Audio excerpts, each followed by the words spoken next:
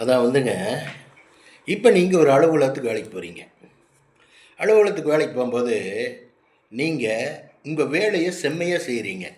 காலையில் போகிறீங்க, அட்டெண்டன்ஸில் கையெழுத்து போடுறீங்க, உங்கள் வேலையை நீங்கள் கரெக்டாக பார்த்துட்ருக்குறீங்க. என்னங்க, பிரேக் டைம்னா அந்த டைம் மட்டும் எடுத்துக்கிறீங்க. லஞ்ச் டைம்னா அந்த டைம் மட்டும் எடுத்துகிட்டு பஞ்சுவலிட்டியாக ஆஃபீஸ் போகிறீங்க, வர்றீங்க. அப்படி இருக்கும்போது நீங்கள் யாருக்கும் பயப்பட வேண்டிய அவசியமே இல்லை.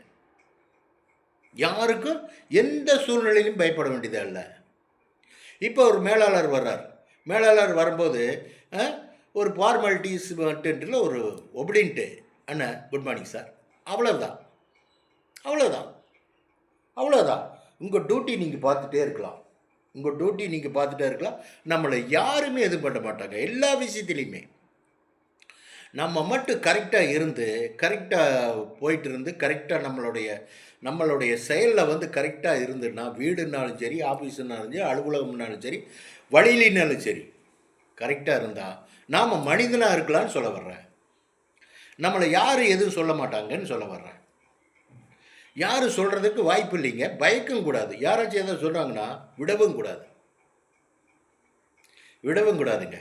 விடவும் கூடாமல் ஆர்குமெண்ட் பண்ணணும். அதனுடைய நியாயத்தை இது பண்ணணும்.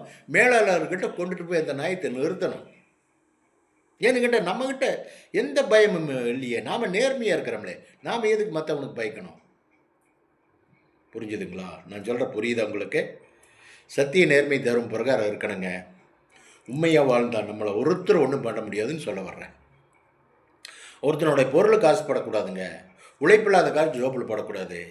என்னங்க, ஒருத்தனுடைய இடத்த வந்து ஆக்கிரமிப்பு பண்ணக்கூடாது. என்னங்க, இந்த மாதிரி எல்லாம் வாழ்ந்துட்டு இந்த மாதிரிலாம் இருந்தேன்னா கடவுள் நமக்கு நல்வழி காட்டுவாருன்னு சொல்ல வர்றேன். கடவுள் இருக்காருங்க.